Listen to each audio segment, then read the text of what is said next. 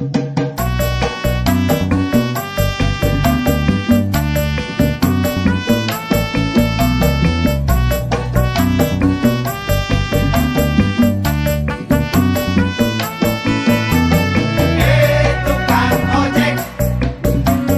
anterin saya ke jalan rawa bebek, ke rumah pacar saya. Tukang ojek, saya kangen dia, biar hidungnya pesek. Saya sayang dia. Dia kesana, saya pun kesana, berduaan ya ya ya. Dia kesini, saya pun kesini, dua-duaan happy.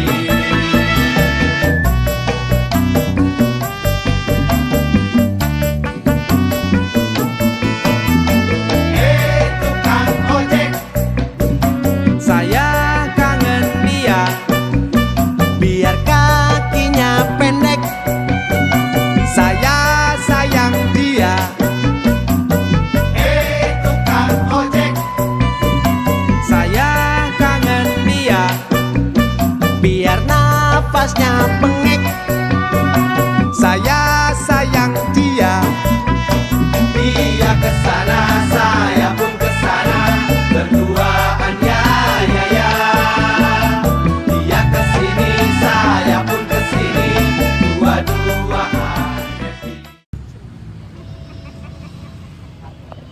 Halo guys, selamat datang di video kita.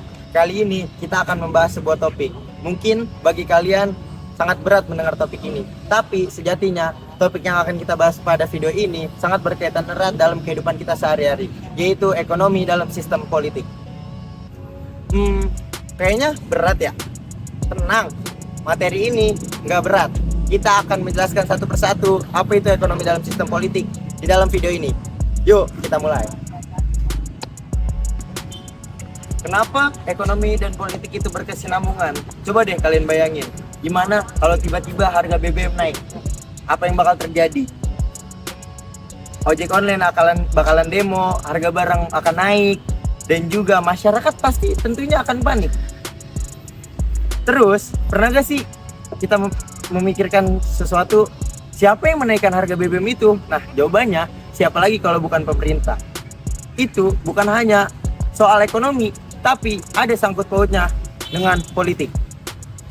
Jadi sebenarnya ekonomi dalam politik itu sangat bererat, yang dimana ekonomi itu mengatur soal uang, produksi, distribusi, konsumsi, dan politik itu mengatur tentang aturan, putusan, kebijakan, yang dimana di sebuah negara itu ekonomi itu harus stabil dalam semua negara.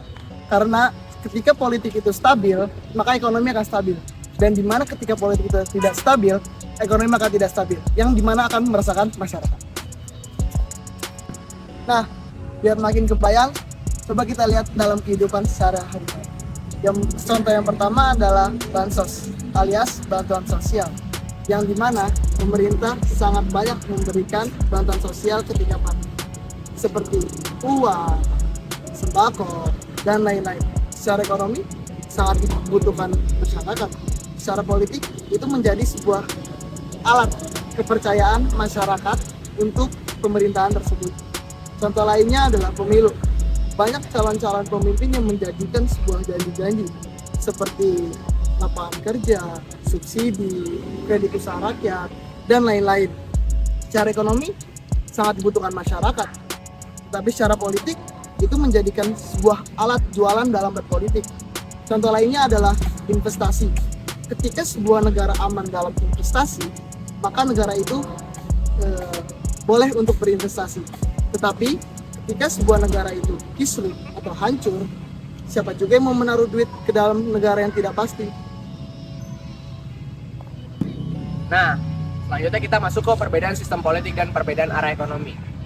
Di dunia ini, negara mempunyai sistem politik yang berbeda-beda. Ada demokratis, dan juga ada otoriter, dan lain-lain. Di negara demokratis seperti Indonesia ini, kebijakan ekonomi biasanya melalui DPR. Diperdebatkan, baru disahkan. Biasanya rakyat juga ikut berpartisipasi dalam kebijakannya, walaupun tidak sesuai dengan selalu harapannya.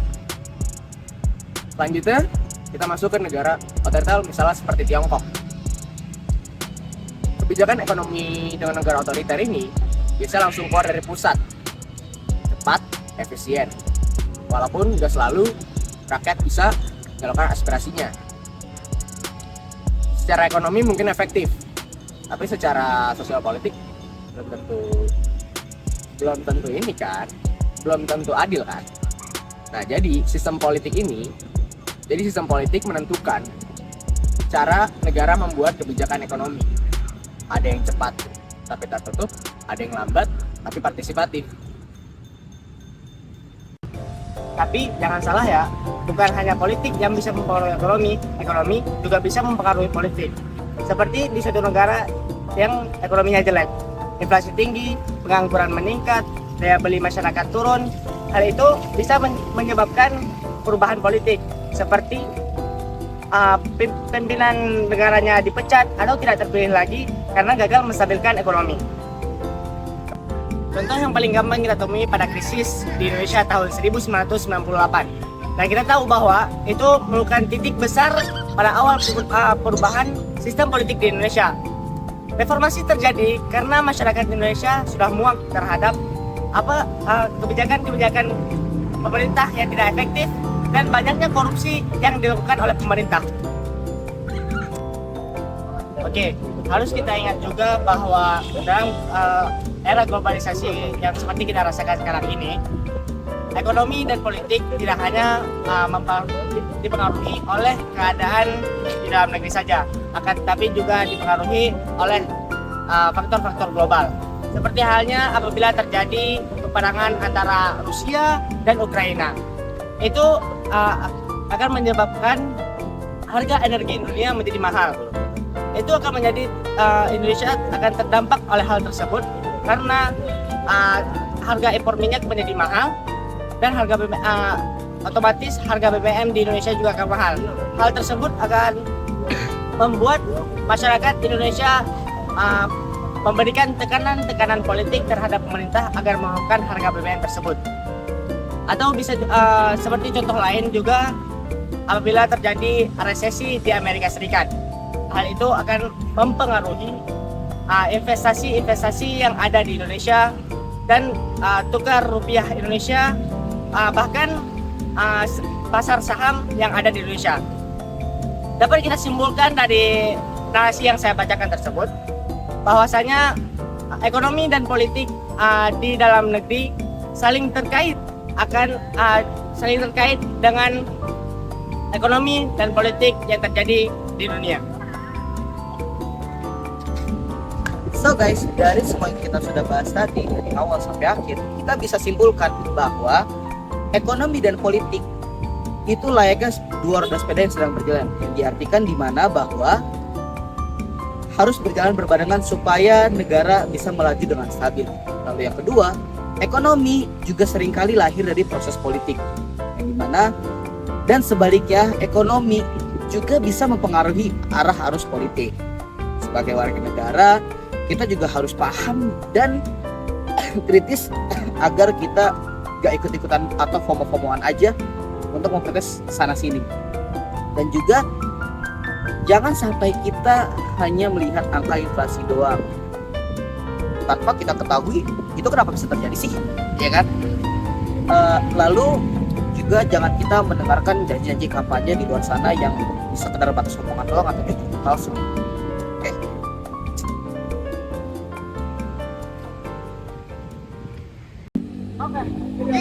Salah Ki. Salah dong. Oke guys, itu jadi obrolan singkat kita tentang ekonomi dalam politik. Siapa tahu bisa bikin kalian lebih mengerti kan? Iya kan? Betul dong. Tentunya. Oke, kalau kalian suka dengan video seperti ini, jangan lupa share ke teman-teman kalian, like, komen, dan jangan lupa dong tentunya kasih saran juga buat kita. Dadah. Ya, dadah, dadah, dadah, dadah. My family, my team, boom. Ziggy Zaga, Ziggy to Zaga, Zig Zig to So I